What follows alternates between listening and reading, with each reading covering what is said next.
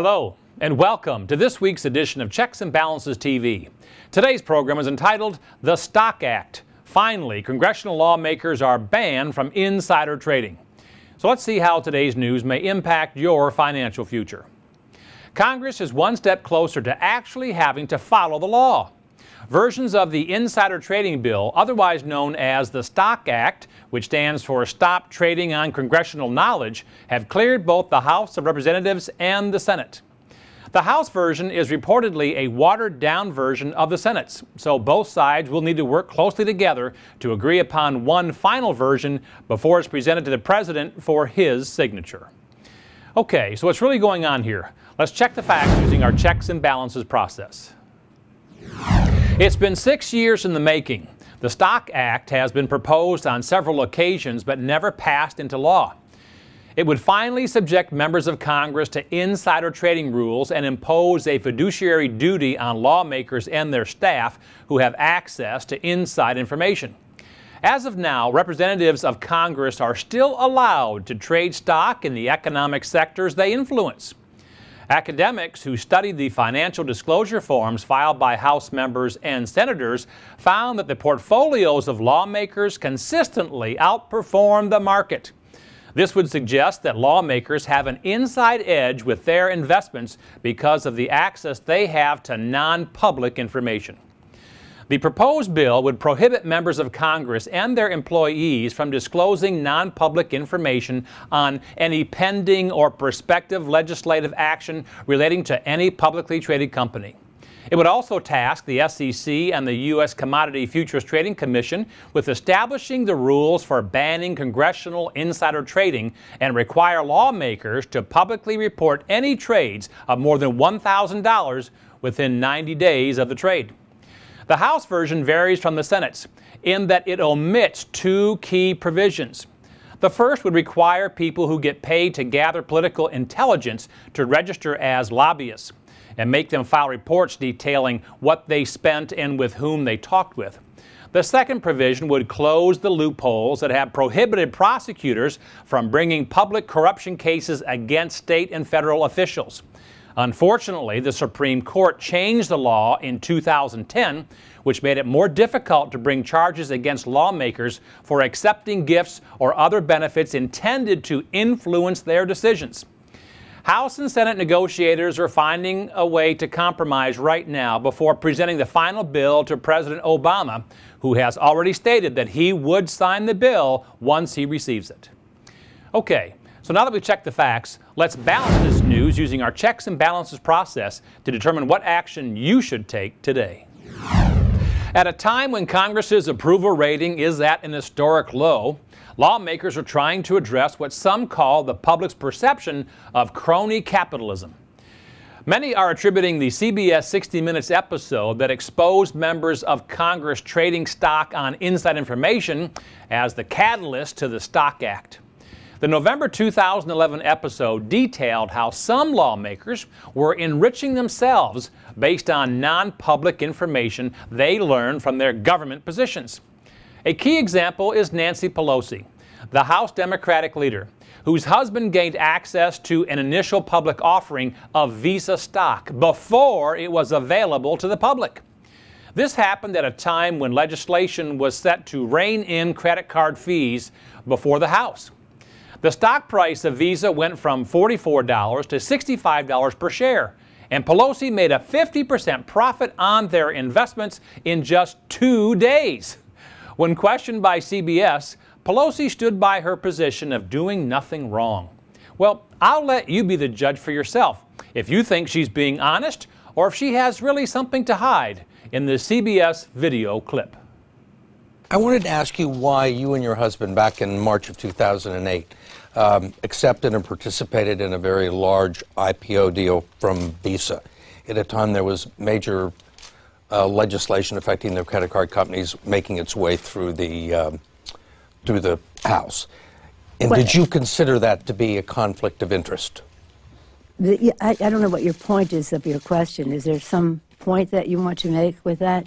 Well, I guess what I'm asking is, do you think it's all right for a speaker to accept a very preferential and favorable stock deal Well, we didn't. You participated in the IPO. Well, I have many And at the time you were investments, but Speaker of the House. You don't think it was a conflict of interest or had the appearance of a conflict of interest? It only has the appearance if you decide that you're going to have elaborate on a false premise. But it's not true, and that's that. I don't understand what part's not true. Yes, sir. That I would act upon an investment. This type of insider trading will hopefully come to an end. Our government leaders cannot truly serve the American people if they're set on serving themselves by fattening their own pocketbooks. Another case in point, Senator and former presidential candidate John Kerry reportedly made a small fortune with the passage of Obama's health care bill in 2009. Kerry, who was actively pushing the bill through the Senate, began buying stock in pharmaceutical companies like Teva Pharmaceuticals.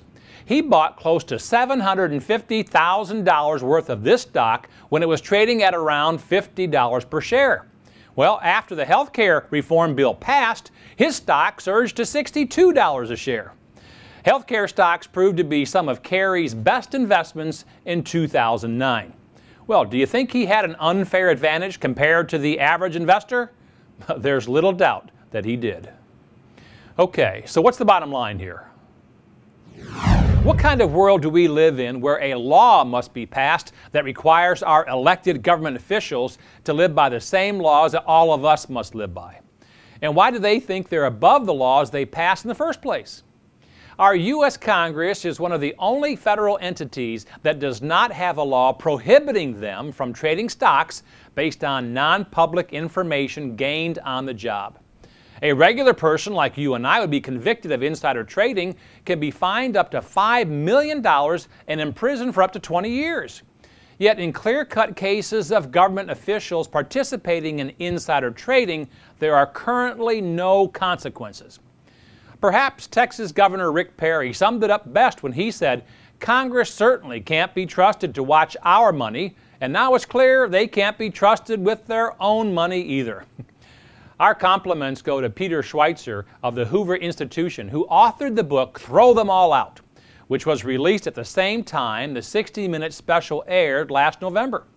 Within just 5 days of that broadcast, the Stock Act gained 85 new congressional sponsors. It's amazing what a little truth and undercover investigation can do to force our government officials to act in a responsible and ethical manner.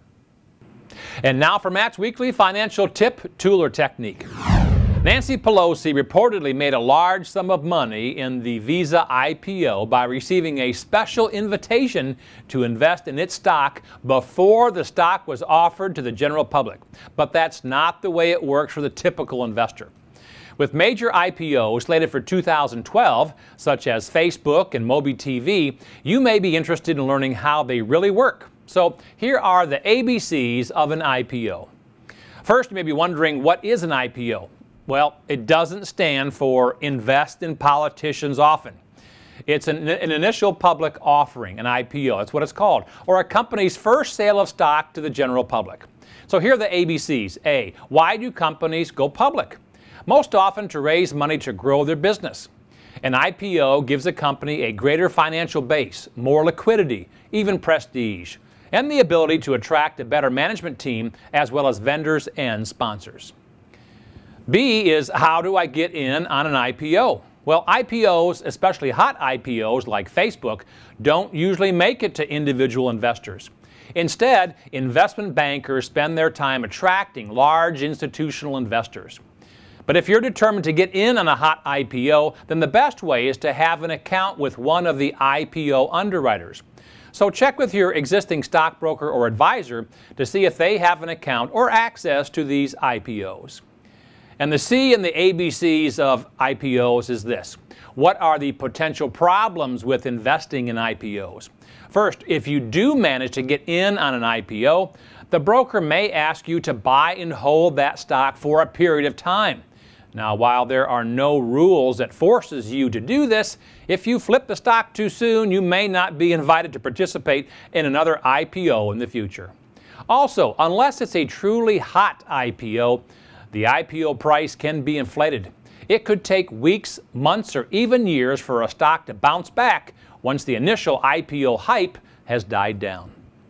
In short, while investing in an IPO may seem exciting, there is a lot that could go wrong once the stock begins trading. If you're adverse to risk, you may be better off keeping your money in safer financial vehicles. While they may not be as thrilling as an IPO, they could prove to be a much more secure path over the long run. Be sure to log on to our website and download our featured report, The Truth About Wall Street, a free report that reveals the origins of Wall Street, where backroom deals and good old boy handshakes were the norm, and how today's Wall Street antics are still stranger than fiction. And finally, remember that only you can control your financial future. You can succeed. You just need confidence and determination. I'm Matthew J. Reddick from Checks and Balances TV. Until next week, dump debt, invest wisely, believe in yourself, and make it happen.